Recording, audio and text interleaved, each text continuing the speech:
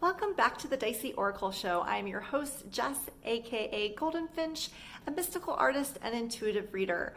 We're going to be musing about a case for tarot in our lives, as well as ending our program today with a personalized message for you. So please stick around, as well as liking, commenting, sharing, and subscribing to this channel to help give it some wings. So a case for tarot in our lives. I was a urban public school teacher for 12 years in a school district that brought in an organization known as Challenge Day once a year to work specifically with our 8th graders. Challenge Day was a very emotionally charged day although it began with a lot of fun activities to warm up all the participants. The main goal was to get everyone comfortable enough and to create a safe space, a sacred container in which everyone could drop the water line. What do I mean by that?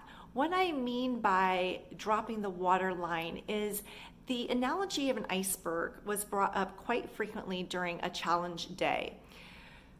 It is proposed that we show one another about 10% of ourselves out in the world, in groups, in various settings. So imagine a glacier with a water line. The 90% below that is all the good stuff. What I mean by that, the real meat, the core of ourselves, all the extra lovely and messy things that make up our unique selves. The 10% is either what we elect to present and to share, or what society oftentimes assumes about us based on how we're carrying ourselves, based on bias, on assumptions, what have you. So during this time, once the safe space, the sacred container had been created, the water line would begin to be lowered through activities that encouraged participants to share. This is very much relatable to tarot, because in these situations where the water line is dropped, essentially you are being asked as a participant, or in tarot as a seeker, to really say, this is more of who I am. Here's access to more of my stuff, more of my heart, more of the context that makes me the unique being that I am. So if you really knew me, if you truly knew me, you would maybe know A, B, C, X, Y, Z. Tarot can zoom in on those things. A tarot session eliminates the 10% that's above the waterline. This isn't just pleasantries. This isn't simply, hey, how's it going? Yeah, I'm fine. This is, if you really knew me, if you could really see me, you would know this. You could see this. I would be vulnerable and comfortable to share this. Tarot is a tool for accessing that 90% below the waterline. And a really good reader can help start uncovering and unpacking some of the things that are in the depths. And a really good session with your deck, facilitated by yourself or with support of somebody else around you, is an opportunity to bypass, again, just the everyday pleasantries, the just floating through life with the I'm fine, yeah, I'm good, how are you? And to really start having soulful conversations. And to start having an opportunity to illuminate what's really going on, to start pulling on some threads that matter to you, to your heart, to your soul, to the future that you're trying to maybe embrace, to unlock, to unpack. It's all there. A deck of cards, 78 cards. The human experience, the human narrative, archetype, metaphor. It's all here speaking to the human experience. And if you're ever in a position where you're wishing someone really did know you, that you could share more about yourself and say, hey, here's this from below the waterline, from underneath. Can we talk about that? If you're not in a position to be able to talk about that, to dialogue with another person, I would invite you to consider having that dialogue with tarot, with a deck, or through the medium of inviting in a reader. So much richness. Tarot, as my tarot teacher says, is not something that happens to us, but something that happens for us.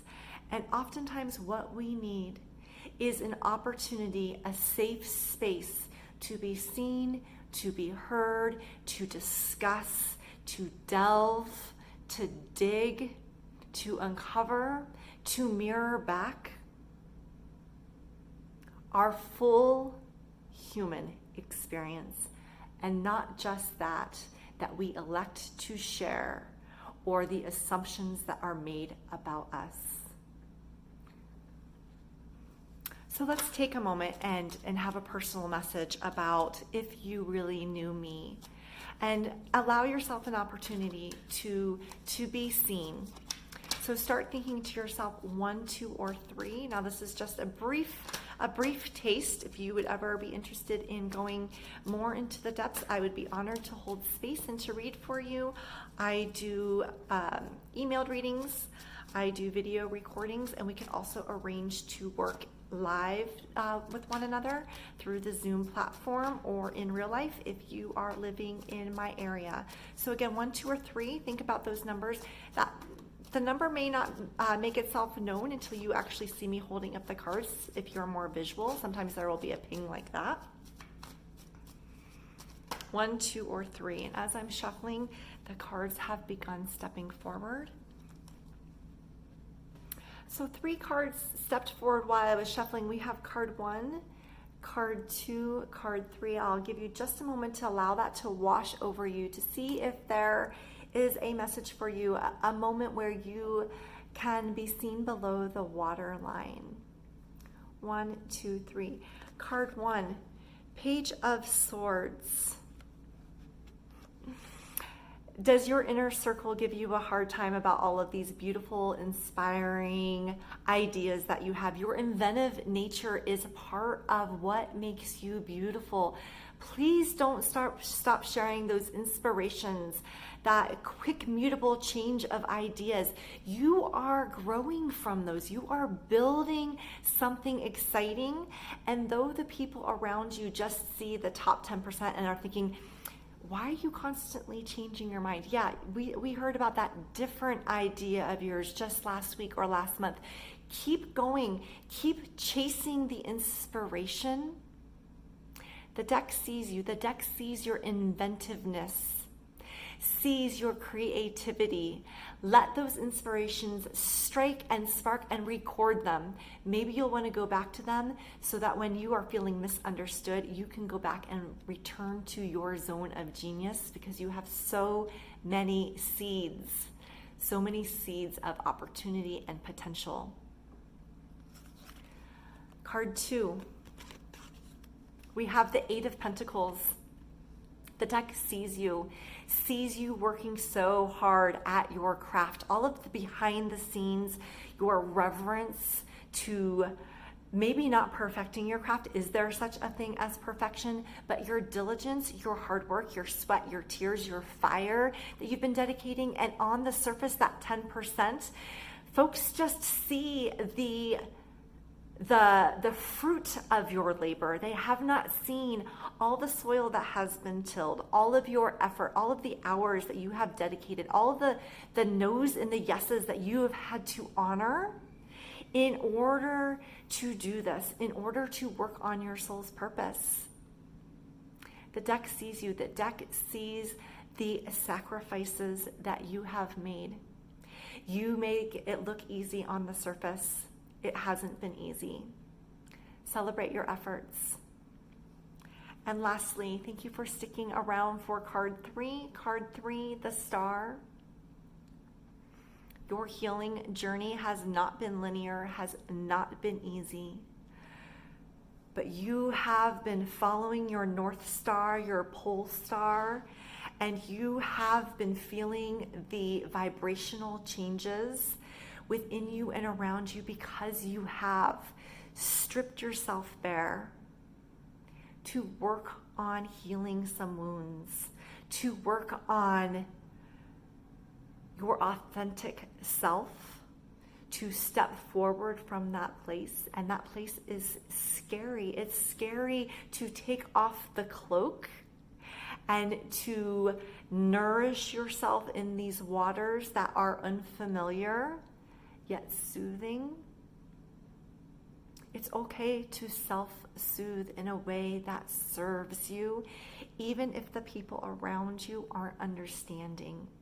Continue taking care of the waters of your depths and not just what is above the surface and being shown and shared. So there again is just a quick little sample of how the cards can see you for a moment, for a message that can ripple and change a trajectory if that message feels resonant. Dropping the water line, there's a case for that, a case for uncovering what is below the surface, going into the depths and retrieving more of ourselves from that space, sharing more of ourselves from that space, and frankly, just being witnessed in that space. And tarot is a beautiful tool for that. I would be honored to serve you personally. The deck that I'm using is down in the notes below, as well as a link to my website if you want to check out some of my personal offerings. I really enjoy this time and meeting you here in this space. So again, I'm going to invite you, if you haven't already, to subscribe to this channel, to like this episode, to share, to help grow some wings so more people can receive messages if there's a message here meant for them. Thank you so much for being here. I'll see you next time. And until then, tweet, tweet.